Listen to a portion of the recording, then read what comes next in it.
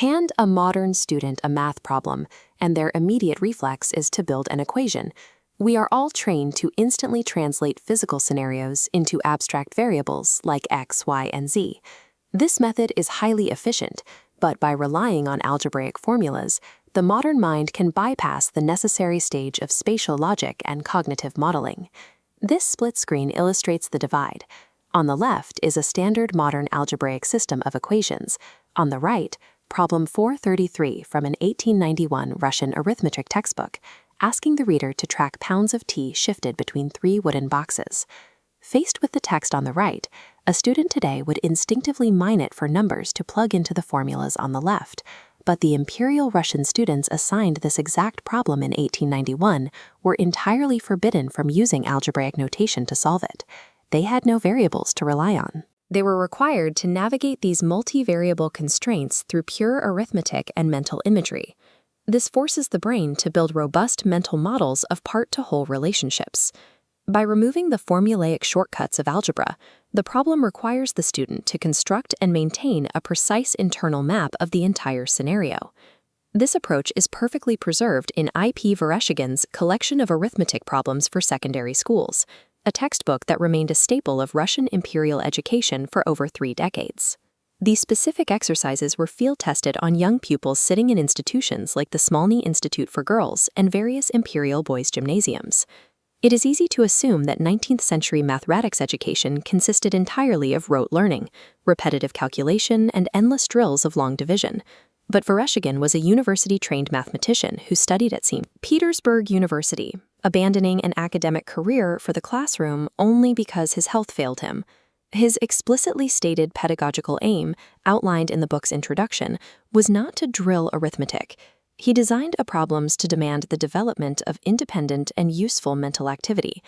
The text was so highly regarded that it earned separate official recommendations from both the Scholarly Committee of the Ministry of Public Education and also the official chancery of Empress Maria.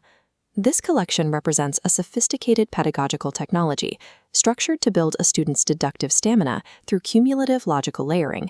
To ensure these mental models were grounded in reality, Vereshchagin insisted that the data in his problems be accurate.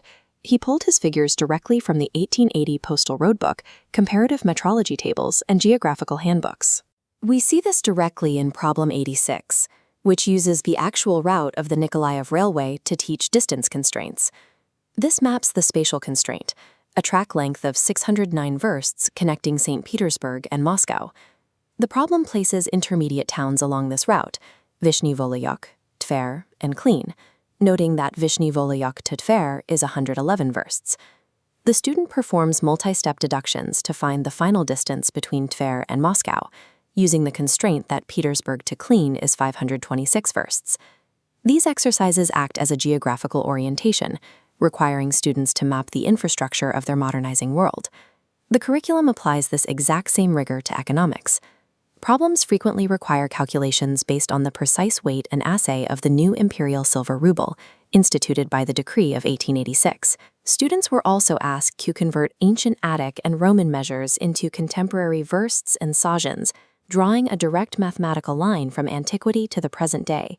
He even included modern marvels, testing students on the properties of the early industrial Gram dynamo to show the relevance of mathematics to 1891 technology.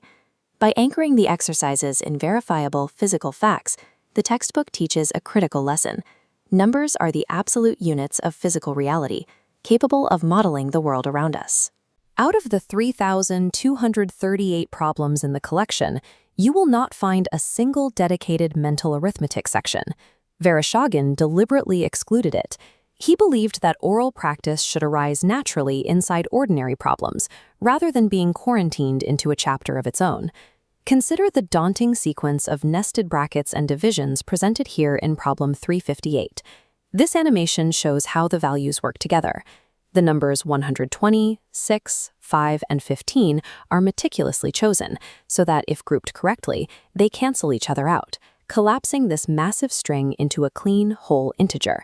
This is a deliberate pedagogical trap. If a student finds themselves performing heavy, tedious long division, they have entirely misunderstood the problem's logic. The text actively trains the student to scan the entire equation for structural patterns and logical shortcuts before picking up a pencil to calculate. The arithmetic is designed to seamlessly clear out once the student discovers the correct pathway. Insight is strictly prioritized over brute force computation. Let's return to the logic of problem 433. We have 3 boxes of tea. Quantities are shifted between them, resulting in an equal distribution of 288 pounds total. Remember the strict prohibition on variables. The student cannot write out an algebraic equation. They must hold the physical state of all 3 boxes in their working memory.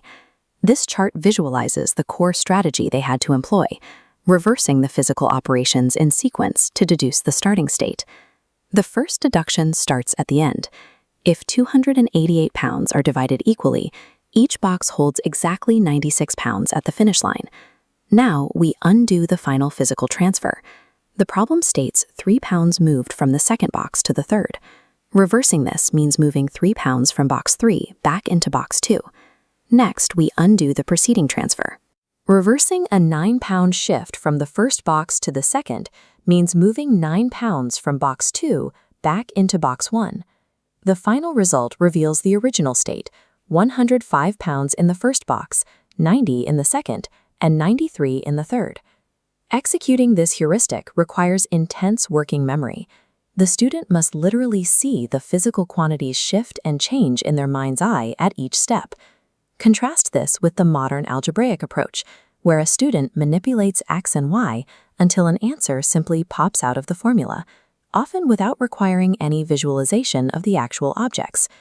This method of working backwards is a pure exercise in part-whole spatial reasoning. It builds a rigorous mental architecture that modern algebra often hides behind symbols. The sheer scale of this curriculum is staggering.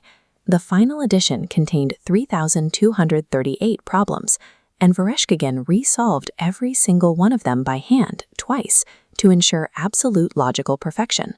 He structures the book with specific revision sections designed to expose whether a student had truly learned the underlying logic of a concept rather than just memorizing a procedural trick. Every exercise loops back to his central thesis.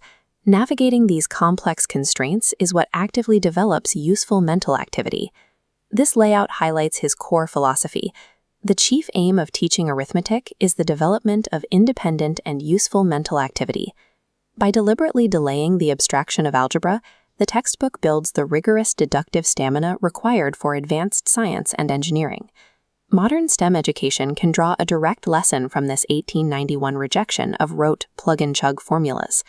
The legacy of the Pre Algebraic Mind is its capacity to construct detailed internal models of the world, relying purely on strict logical relationships. These 130-year-old word problems remain a powerful engine for cognitive growth today. Vereshchagins' textbook establishes mathematics as a fundamental discipline for training the human mind.